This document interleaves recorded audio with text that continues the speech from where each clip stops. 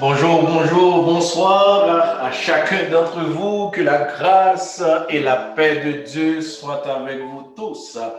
Frères et sœurs, shalom, shalom à chacun d'entre vous.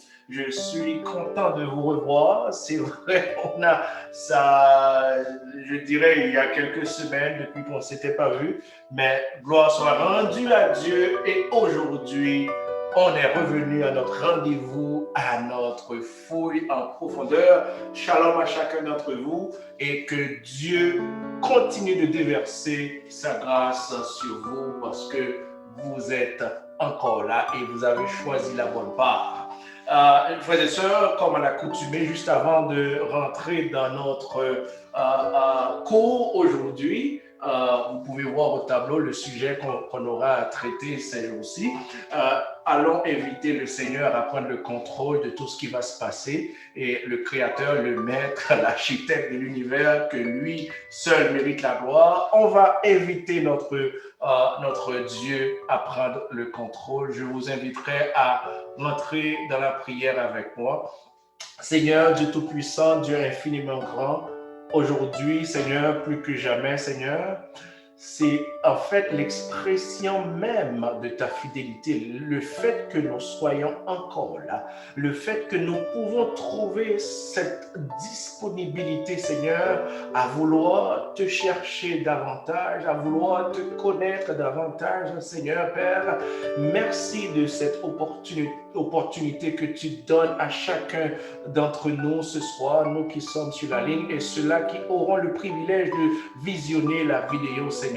Éternel, nous implorons ta présence. Nous implorons, Seigneur, ta présence, Seigneur, parmi nous ce soir. Que tu puisses prendre le contrôle de tout ce qui va se passer et nous déclarons anathème tout esprit contraire à ta volonté, Seigneur. Et qu'à la fin, Seigneur, que toute la gloire te revienne et que nous soyons bénis et édifiés, Seigneur. C'est au nom de ton Fils Jésus-Christ que nous t'en prions. À lui seul soit la gloire au siècle des siècles. Amen. Frères et sœurs, encore une fois, shalom à chacun d'entre vous. Je suis content de vous revoir et bienvenue à votre, en fait, rendez-vous hebdomadaire. Vous pouvez voir au tableau, aujourd'hui, on va parler de sujets pas mal intéressants. Je dois vous dire, juste avant de rentrer dans notre sujet, en fait, la prophétie a toujours été quelque chose de très fascinant et qui fait l'objet pas mal d'interprétations. Ben, je ne veux pas rentrer maintenant à juger les interprétations. C'est juste pour vous dire, c'est un sujet extrêmement intéressant pour vous, leaders chrétiens, de comprendre qu'est-ce qui est en train de se passer maintenant à la lumière de ce qui avait été annoncé il y a quelques années de cela. Donc, c'est un sujet qui va prendre beaucoup de temps. Je ne veux pas aller vite, je veux aller très lentement, parce que si vous arrivez à comprendre les bases de la prophétie que je vais établir maintenant, vous allez pouvoir comprendre dans un avenir très lointain, quand je vais vous expliquer en détail, verset après verset, le livre de l'Apocalypse. Il y a beaucoup de mauvaises interprétations eu égard en fait aux prophéties bibliques.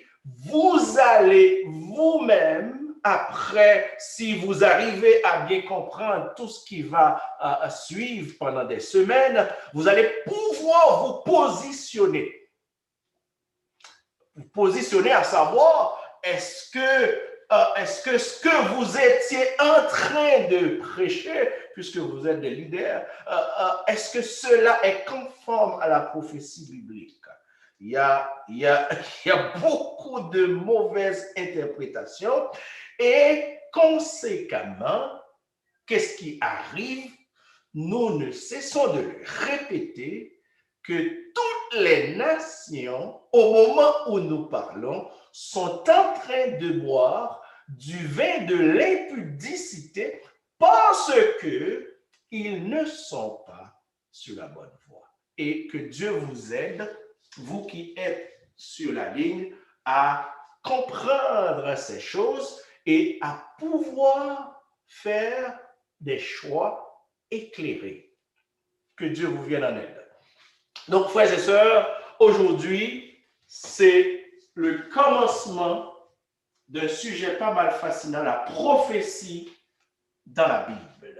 Il y a des détails que je ne vais pas rentrer dans ces détails-là, sinon cela me prendrait au moins 1 an pour pouvoir vous expliquer tous ces détails-là concernant la prophétie. Je vais vous expliquer ce que j'estime que vous avez besoin et à la lumière de toutes ces choses, vous allez pouvoir comprendre qu'est-ce qui est en train de se passer dans le monde maintenant et qu'est-ce qui s'en vient très bientôt. Ce qui nous ramène à faire une petite révision. En passant, je dois vous dire que notre texte de référence, si vous ne l'avez pas encore noté, c'est Apocalypse 22, 18 et 19 qu'on aura à lire tantôt. Mais laissez-moi vous mettre dans le bain de tout ce qu'on a dit. Frères et sœurs, si vous avez raté un des cours précédents, je vous conseille d'aller voir, d'aller commencer depuis Alpha et Oméga.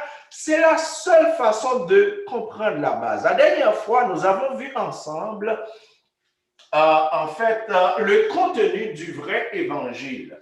Et nous avons expliqué que beaucoup de choses que les prédicateurs sont en train de faire, ça n'a rien à voir avec l'évangile de Christ. Et conséquemment, si ce n'est pas l'évangile, donc ça veut dire que ces gens-là ne travaillent pas pour Christ.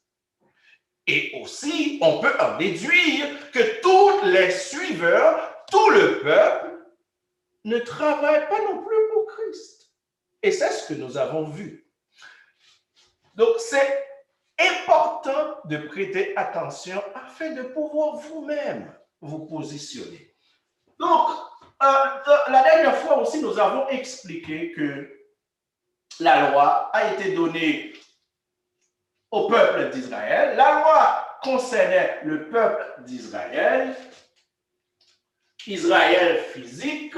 Si je mets Israël physique, je l'avais déjà mis en bas, donc c'est correct. Donc, la loi concerne l'Israël physique. Encore, vous allez comprendre le fait que les hommes n'ont rien compris dans la prophétie biblique, que tous les yeux maintenant, ça fait des années que les yeux sont rivés sur ce qui est en train de se passer en Israël pour pouvoir déterminer le futur. Donc, une parmi les mauvaises interprétations des prophéties de la Bible. Donc, la loi a été donnée au peuple d'Israël, l'Israël physique, et que Christ est venu instaurer une nouvelle alliance qu'on appelle la grâce ou l'évangile. L'évangile, donc la mort de Christ, c'est le point capital de la grâce. Dans quelle dispensation on est maintenant? On est dans la dispensation de la grâce. On n'est pas dans la dispensation de la loi. On est dans la dispensation de la grâce. On est dans la dispensation de l'évangile de la grâce. Et dans cette dispensation, nous avons vu dans le vrai évangile, c'est que Christ est mort pour vos péchés. Si vous voulez avoir la vie sauve, il faut se trouver en Christ. Il faut se trouver en Christ. Donc, ici, quels sont ceux-là qui sont ici? C'est l'Israël spirituel. Israël spirituel, ça inclut l'Israël physique et nous autres, qu'on appelait les gentils ou les païens. Et nous avons vu tout ça. Et nous avons dit aussi que très bientôt, cette dispensation va ouvrir la voie à une nouvelle dispensation qui est la seconde venue de Christ. Très important, très important. Puisque maintenant, nous sommes dans le cadre de la prophétie biblique, la prophétie dans la Bible, j'ai ajouté que l'Ancien Testament Testament contient un ensemble de prophéties qui concernent à la fois le Nouveau Testament et qui concernent aussi la seconde venue. L'Ancien Testament contient un ensemble de prophéties qui concernent à la fois le Nouveau Testament, donc qui trouvent leur accomplissement dans le Nouveau Testament, et aussi il y a des prophéties de l'Ancien Testament qui ne sont pas encore accomplies, qui trouveront leur accomplissement dans la seconde venue de Christ. Et ce que nous avons ajouté, puisque nous sommes en train d'étudier la prophétie biblique, c'est que le Nouveau Testament, quand Christ est venu, là je dois m'arrêter une seconde ici pour vous expliquer ces choses. Parce qu'on va élaborer, ne vous inquiétez pas, ne vous inquiétez pas. Donc, quand Christ, c'est l'accomplissement de tout ce qui a été annoncé dans l'Ancien Testament. Donc, lorsque Christ est arrivé lors de la première venue, c'est que Christ, c'est l'accomplissement. Mais quand Christ est arrivé dans le Nouveau Testament, Christ aussi a fait des prophéties, a annoncé des choses qui concernent sa seconde venue. En d'autres termes, le Nouveau Testament contient aussi des prophéties qui concernent la seconde venue de Christ. Je reprends. Lorsque vous allez lire l'Ancien Testament, il y a deux types de prophéties qui nous concernent dans l'Ancien Testament. C'est des prophéties qui sont réalisées. Il y a deux types de prophéties qu'on va trouver. C'est des prophéties qui concernent le Nouveau Testament, mais aussi des prophéties qui concernent la seconde venue. Les prophéties du Nouveau Testament sont réalisées. C'est généralement les prophéties qui concernent la venue du Sauveur, la venue du Messie, la venue de Christ, et qui s'est accomplie lors de la première venue. Et aussi, quand vous allez lire un livre comme Daniel, Daniel va prophétiser concernant la seconde venue. Et Jésus-Christ lui-même,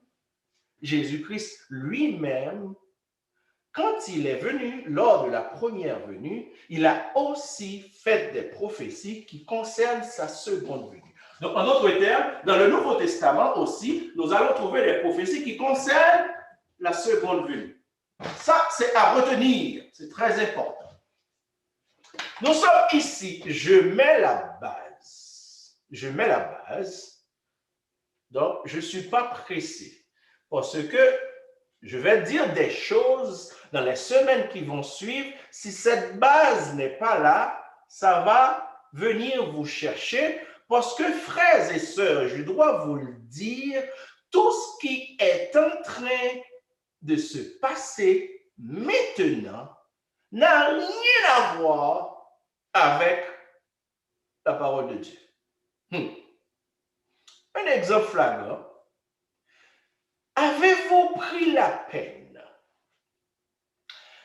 d'analyser tous les livres, tous les commentaires qui sont sortis concernant un seul livre qu'on appelle Apocalypse?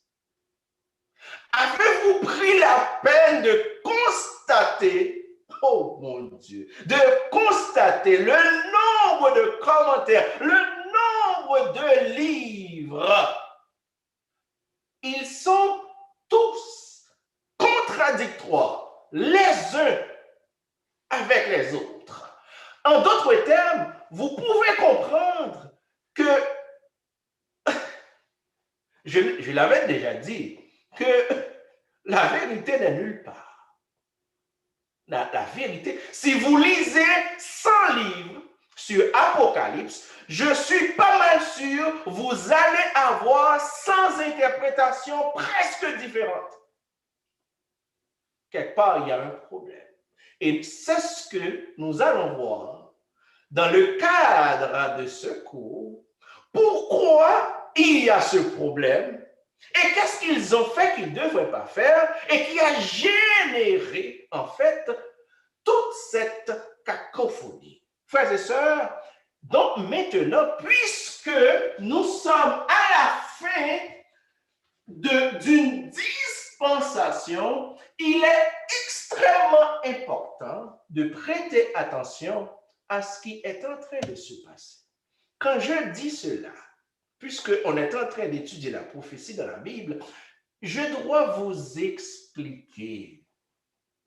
Je vois des gens, parce qu'il y a la COVID-19, parce que lors de la Première Guerre mondiale, la Deuxième Guerre mondiale, lorsqu'il y a des guerres, les gens vous disent Christ va revenir. Mais ils n'ont rien compris, ce n'est pas leur faute, ils n'ont rien compris. Moi, je ne vous dis pas que nous sommes à la fin d'une dispensation parce qu'il y a la COVID-19.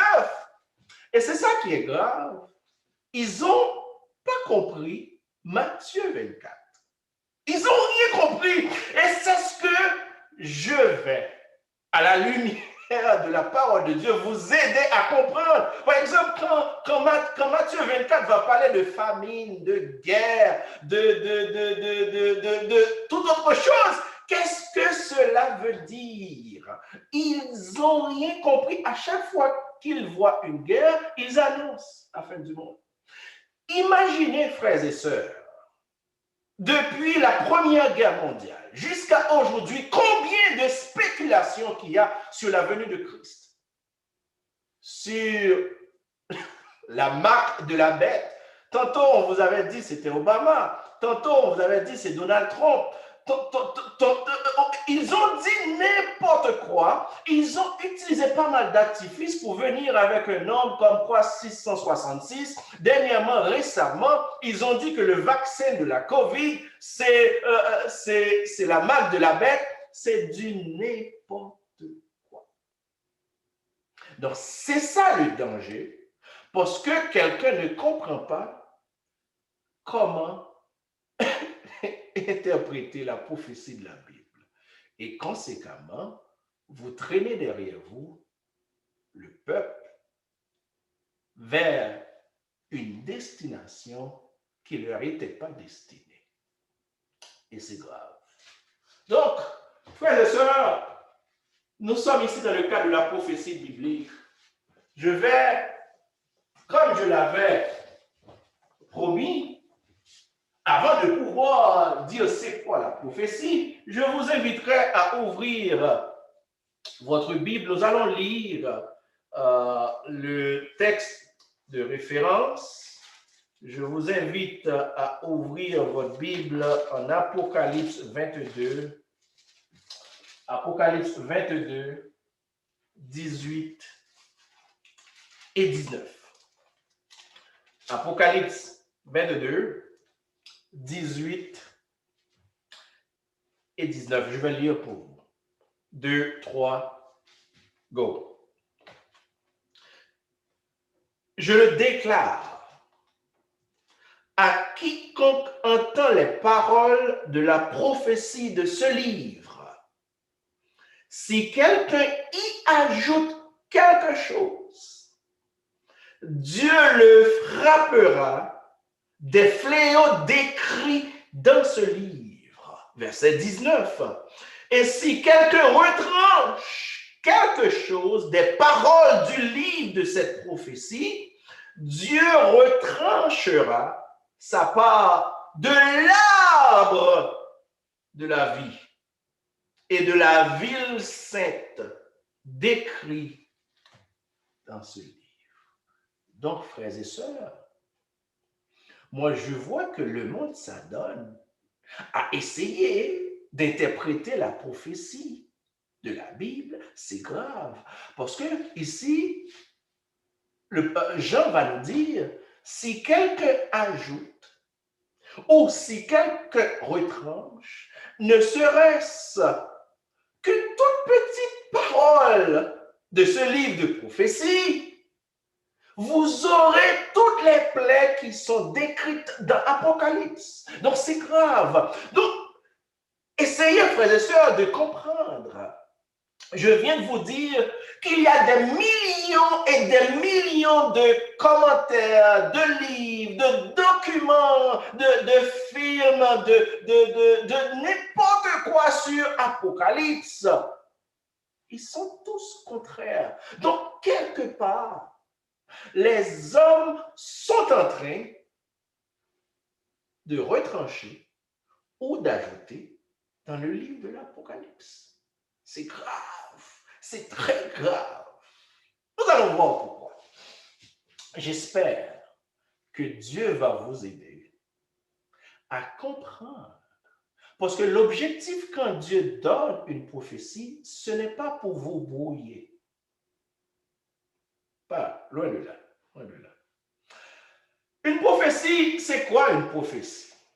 Je vais aller très simple. Je ne vais pas rentrer dans les choses qui pourraient en fait vous compliquer davantage. Une prophétie, c'est quoi? Une prophétie, c'est Dieu qui décide.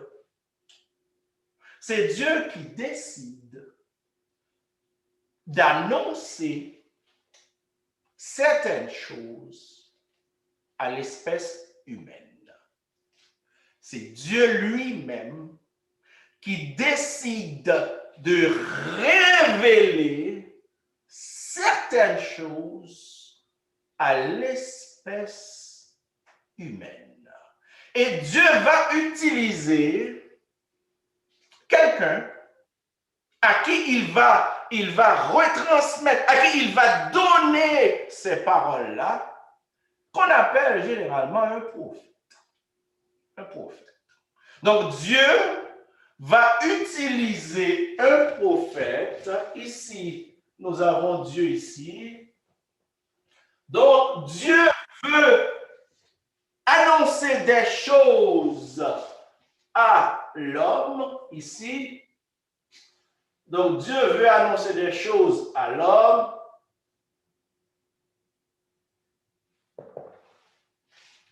Donc il va utiliser un prophète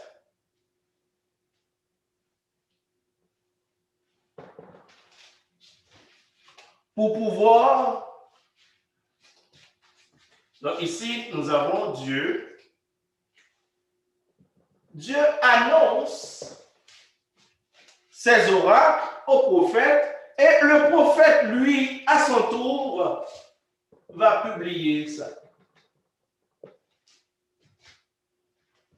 Donc, c'est quoi une prophétie? Une prophétie, c'est Dieu qui révèle des choses aux hommes. Laissez-moi lire. Nous allons lire ensemble 2 Pierre 1, 20, 21. C'est très important de comprendre ici. Il y a beaucoup de personnes qui se nomment prophètes. Je ne sais pas trop pourquoi. Je ne veux pas rentrer dans ces affaires. Donc, un prophète, c'est celui qui est mis à part, qui est là, disponible et disposé quand Dieu veut parler à son peuple, quand Dieu veut annoncer des choses à son peuple, il va utiliser en fait ce prophète-là comme étant un instrument qui puisse transférer sa parole. Très important. Donc, le prophète ne peut pas être n'importe qui. Parce que le prophète, tout ce qu'il fait, lui, est-ce que je dois vous dire ça? Parce que ce n'est pas trop tôt. Il arrive, laissez-moi vous le dire quand même, parce qu'on va le redire. Il arrive beaucoup de fois que le prophète lui-même ne comprend pas ou n'a pas la signification de ce que Dieu veut dire à son peuple. Il n'est qu'un instrument que Dieu va utiliser pour transmettre son message. En d'autres termes, le prophète va dire des choses que lui-même, il arrive souvent que lui-même ne comprend pas. Nous allons lire 2 Pierre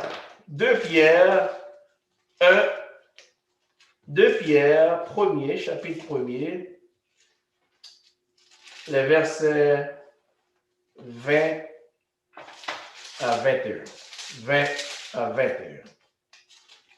Je vais lire pour vous. 2 Pierre, chapitre 1er, les versets 20 à 21. C'est très important. Sachez tout d'abord vous-même qu'aucune prophétie de l'Écriture ne peut être un objet d'interprétation particulière. Il faut se rappeler de ce que je viens de dire parce qu'on aura à expliquer ça. Pas maintenant, mais c'est très important. Je reprends. Sachez tout d'abord vous-même qu'aucune prophétie de l'Écriture ne peut être un objet d'interprétation particulière. C'est to be or not to be. C'est ou bien c'est ça ou bien c'est pas ça. Donc, tu n'as pas le droit d'essayer, je le dis, et je vais le répéter à chaque cours. Tu n'as pas le droit d'essayer d'interpréter quelque chose si ce n'est pas destiné à être compris pour cette période-là. C'est quoi dire? Tu ne peux pas comprendre quelque chose qui ne t'est pas destiné. Je vais le dire. Tu ne peux pas comprendre, alors qu'on est en 2021, quelque chose qui est destiné à la génération de 2080. J'espère que c'est plus clair maintenant. Verset 21. Car ce n'est pas par une volonté d'homme qu'une prophétie a jamais été apportée, mais c'est poussé par le Saint-Esprit que des hommes ont parlé de la part de Dieu. Donc voilà ce qu'est une prophétie. Une prophétie, c'est quoi? C'est Dieu qui parle à travers des hommes. Et ces hommes-là que Dieu va utiliser pour annoncer ces choses, ces oracles, ils sont appelés les prophètes. Les prophètes, ce sont des gens qui sont poussés par le Saint-Esprit. Et poussés par le Saint-Esprit, ils vont annoncer des choses que Dieu lui-même a transmises. Ce n'est pas par pure volonté, par pur caprice ou pour faire plaisir que les prophètes vont parler. Les prophètes vont parler parce que Dieu a parlé et que le Saint-Esprit a poussé à ces hommes-là la capacité de pouvoir retransmettre la parole de Dieu. Donc la prophétie, c'est ça. La prophétie, c'est Dieu qui révèle des choses aux hommes. Mais Dieu ne peut pas révéler à tout le monde d'un coup. Donc Dieu va utiliser certaines personnes spécifiques qu'on appelle prophètes pour pouvoir être un objet de transmission. J'espère. C'est clair. Donc, frères et sœurs, vous avez compris jusqu'à présent que la prophétie concerne les choses de Dieu. Et que le prophète est quelqu'un qui c'est juste un objet, c'est juste un instrument à la disposition de Dieu. Il y a des choses que je ne veux pas dire tout de suite là. C'est encore trop tôt. C'est encore trop tôt. Donc c'est ça qu'il faut comprendre.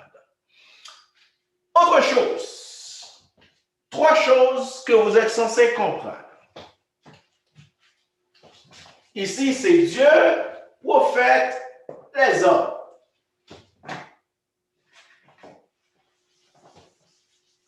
Trois choses. Et je vais m'arrêter après ces 3 choses. La première chose, c'est quoi l'objectif de la prophétie? C'est quoi l'objectif de la prophétie. Pourquoi Dieu décide de donner sa prophétie? Pourquoi Dieu décide de révéler certaines choses à l'espèce humaine? La première chose.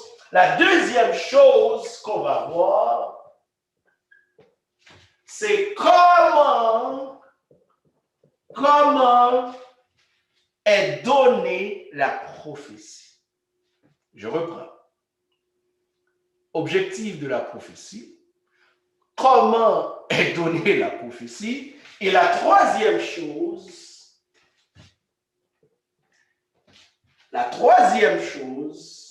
non, c'est la plus importante ici, c'est l'état de la prophétie.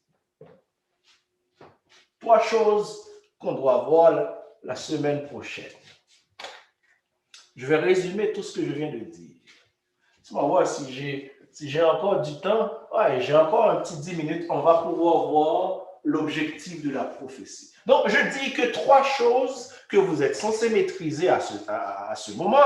C'est quoi l'objectif de la prophétie? Pourquoi Dieu décide de donner de la prophétie? Et comment Dieu donne la prophétie? Et la troisième chose, non loin la moindre, la plus importante ici, c'est l'état de la prophétie. L'objectif de la prophétie. L'objectif de la prophétie. On va lire ensemble le psaume 102. Ouais, c'est ici. Le psaume 102, verset 18. Je vais lire pour vous. Et vous-même, vous pouvez en conclure c'est quoi l'objectif de la prophétie. Psaume 102, verset 18. Psaume 102, verset 18. Je lis pour vous. 2, 3, go. Je dirais, dans ma version, c'est 19. Mais peut-être dans votre version, c'est 18. Moi, je vais lire 19. Mais là, dans d'autres versions, c'est 18. Je vais lire 19. Si vous avez lui second, c'est 19. Que cela soit écrit pour la génération future. Que cela soit écrit pour la génération future. Et que le peuple qui sera créé célèbre l'Éternel. Je vais reprendre. C'est très important. L'objectif. Quel est l'objectif de la prophétie? Donc, l'objectif de la prophétie, Psaume 102, verset 19, que cela soit écrit pour la génération future. Pour la génération future. Pas, en fait, on est en train d'écrire des choses. Maintenant, ça ne concerne pas la génération actuelle, mais ça concerne la génération future. Et pourquoi? Qu'est-ce qui va se passer maintenant? On donne des choses pour la génération future. Vous voyez, frères et sœurs, et que le peuple qui sera créé célèbre l'Éternel. Célèbre l'Éternel. Ça veut dire quoi? Dieu annonce des choses pour là. Nous sommes ici dans un temps X. Nous sommes ici dans un temps X, mais Dieu annonce des choses pour un temps Y, un temps futur Y. Mais pourquoi? Parce que, n'oubliez pas, je ne sais pas, est-ce que vous vous souvenez qu'on avait lu Jean 14, verset 29? Pourquoi ne pas le lire tout de suite? Comme ça va vous rappeler Jean 14, verset 29, si je ne me trompe pas. Jean 14, verset 29. Je vais le lire pour vous, comme ça vous allez comprendre rapidement. Et maintenant, Jean 14, verset 29. Et maintenant, je vous ai dit ces choses avant qu'elles arrivent. Je vous ai dit ces choses avant qu'elles arrivent, afin que lorsqu'elles arriveront, vous croyez. Vous croyez. Je vous ai dit ces choses à l'avance, de manière à ce que lorsque ces choses-là que je vous ai dit sont en train de voir leur accomplissement, que cela puisse augmenter votre foi. Donc, pourquoi Dieu donne la prophétie? C'est pour augmenter notre foi. Pourquoi Dieu donne des choses pour la génération future? Nous sommes ici dans une génération présente X, mais Dieu annonce des choses qui ne concernent pas la génération X, mais la génération Y. Pourquoi? Parce que quand la génération Y va constater l'accomplissement de ces choses, que la génération Y puisse avoir la foi, puisse croire. Alléluia. Je vous ai dit ces choses avant qu'elles arrivent. Je vous ai dit ces choses avant qu'elles arrivent, afin que lorsqu'elles arriveront, vous croyez.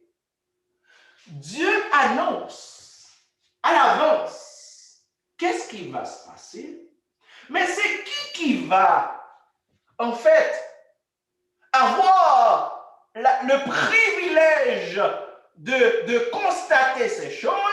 C'est la génération future, parce que la génération X, ils ne seront plus là. Donc, lorsque la génération Y va constater l'accomplissement de toutes ces choses, la génération Y va dire, ah oui, ce Dieu-là avait dit quelque chose et la chose est arrivée.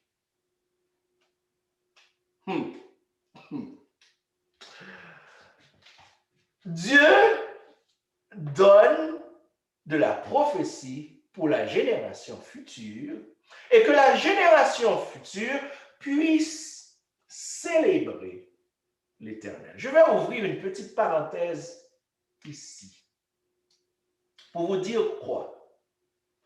Dieu donne de la prophétie que quand la génération future va constater l'accomplissement de cette prophétie, que cette génération puisse célébrer l'Éternel, puisse louer l'Éternel, puisse avoir la foi en l'Éternel, puisse croire en l'Éternel, car Dieu avait dit qu'il allait faire ça et il l'a fait effectivement. Je vais vous dire quelque chose et je vais terminer avec ça parce qu'il me reste 7 minutes. L'objectif de la prophétie, c'est pour célébrer l'Éternel. C'est pour croire en l'Éternel. C'est pour avoir la foi en l'Éternel. La génération future, quand cette génération va constater l'accomplissement des promesses de Dieu, cette génération-là va célébrer l'Éternel. Laissez-moi vous dire quelque chose concernant la louange.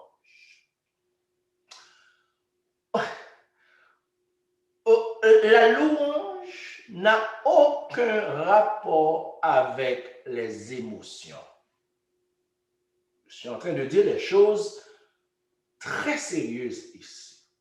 C'est pour cela que j'entends des gens, moi je le disais, je dois témoigner moi aussi, je dois en fait avouer des fois, quand j'arrive, j'étais en fait moins mature, je dois l'avouer aussi. Des fois tu arrives à une église nouvelle, dans un service, et puis le service n'est pas comme vous l'attendiez. Donc, vous avez tendance à vous laisser emporter par vos émotions et pour conclure que Dieu n'était pas présent, le service, en fait, le Saint-Esprit n'était pas là. Il n'y a rien de tout ça. Il n'y a rien de tout ça. Et des fois, les gens vous disent, moi, je ne sens pas Dieu, Dieu n'est pas ici. Il n'y a rien de tout ça. Il n'y a rien de tout ça. Parce que les émotions ne participent pas dans la louange. Pourquoi on va louer Dieu? On va louer Dieu parce que Dieu avait annoncé des choses et il a respecté ce qu'il avait annoncé. Frères et sœurs, je vais vous dire des choses ici. Ce n'est pas parce que la chorale, le maestro, le guitariste, le keyboardiste, il n'y avait pas de synchronisation, ils ont mal chanté, ils ont mal joué, que ça veut dire que Dieu n'était pas présent. Ça n'a rien à voir. Ça n'a rien à voir. Ça n'a rien à voir. Donc, vous accordez plus de place à vos émotions, à vos feelings, à vos ressentiments, beaucoup plus qu'à la parole de Dieu.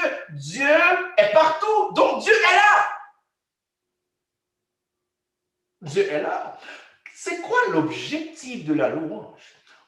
L'objectif de la louange, c'est parce qu'on reconnaît que notre Dieu, il est fidèle. C'est pas parce qu'on est malade qu'on ne peut pas louer Dieu.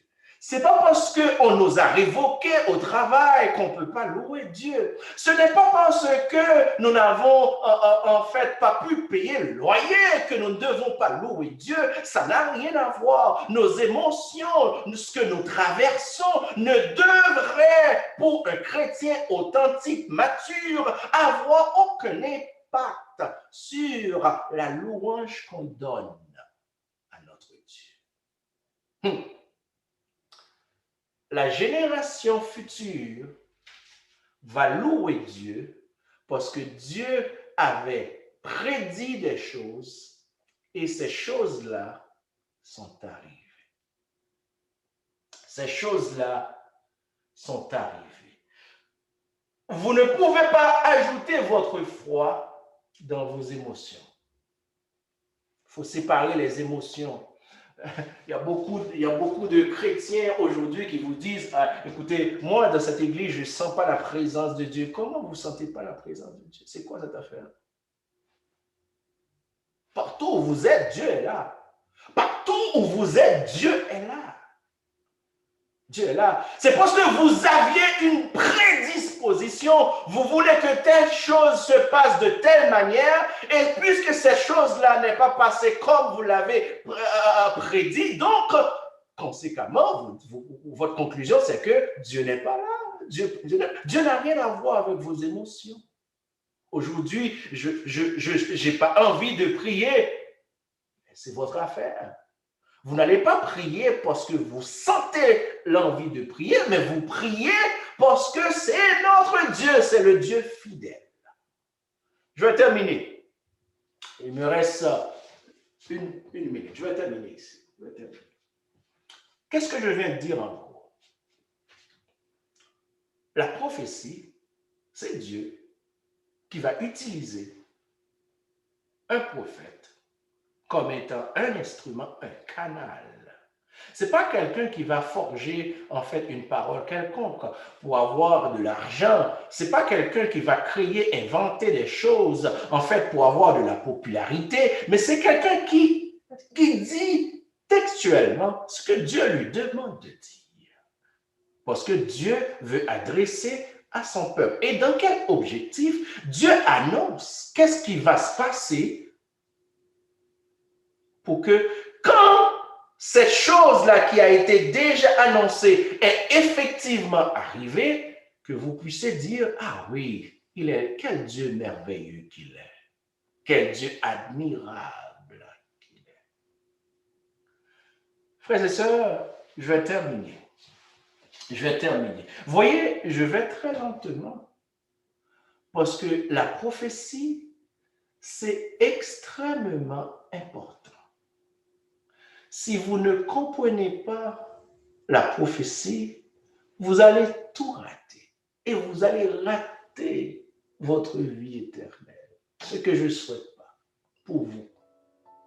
N'oubliez pas, je vous avais dit que toutes les nations sont en train de boire du vin de l'impudicité. Je vais vous expliquer qu'est-ce que ça veut dire vin, qu'est-ce que ça veut dire une prostituée, etc., etc.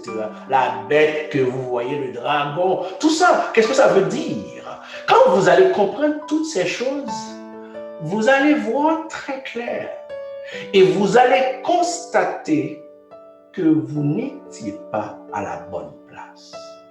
Et c'est ce que Dieu, moi, pourquoi je vous dis que nous sommes dans un moment où il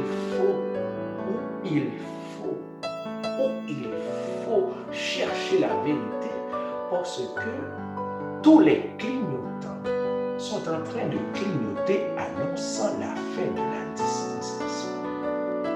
Si vous pouvez comprendre la prophétie, vous allez facilement comprendre tout ce que Dieu avait annoncé sont en train de se faufiler tout droit devant nous. Et ce n'est pas parce que, je termine avec ça, ce n'est pas parce que vous ne pouvez pas comprendre, vous ne pouvez pas entrevoir les signaux que cela ne va pas se passer. Ce n'est pas parce que vous ne pouvez pas comprendre la prophétie de la Bible que Jésus-Christ ne va pas revenir. Loin de là. Loin de là. Jésus va revenir. Et laissez-moi vous donner une bombe alors que je termine. Jésus va revenir, mais pas la façon que tout le monde le dit. Que Dieu vous bénisse, que Dieu vous garde et que Dieu vous aide à vous positionner dans cette guerre sans merci entre Satan et Dieu. Seigneur, merci pour cette introduction concernant la prophétie dans la Bible. Ce n'est pas évident de comprendre la prophétie, car c'est tellement pas évident que les docteurs de la loi, lors de la première venue, ont rejeté ton fils d'un revers de main. Ils n'ont pas accepté ce qui avait été annoncé il y a plus de 1500 ans. Alors que c'est en train d'être accompli, ils n'ont rien compris. Pourquoi? Parce qu'ils ne pouvaient pas comprendre ta prophétie. Seigneur, donne-nous la grâce, donne-nous l'intelligence de comprendre ta parole et nous démarquer de ce lot qui est en train de boire n'importe quoi, Seigneur. Seigneur, je sais que l'objectif, comme tu l'as dit dans Jean 3,16, ce que tu veux, c'est que tout le monde soit sauvé. C'est que tout le monde soit parvenu à la connaissance de la vérité et qu'il puisse prendre une décision éclairée, Seigneur. Seigneur, permets que toutes les personnes qui sont sur la ligne et ceux-là qui vont regarder la vidéo, Seigneur, puissent être touchés par le Saint-Esprit, Seigneur, qui nous révèle ces choses. Et donne à chacun de nous, Seigneur, la force, le courage de prendre une décision radicale. Le royaume de Dieu est forcé et ce sont les violents qui s'en emparent. Ce sont les violents qui s'en emparent. Donne-nous la force de faire la violence et de choisir le bon camp. Merci Seigneur. Et qu'à la fin, et que toute la gloire te revienne à toi et à toi seul. Au nom de ton Fils Jésus.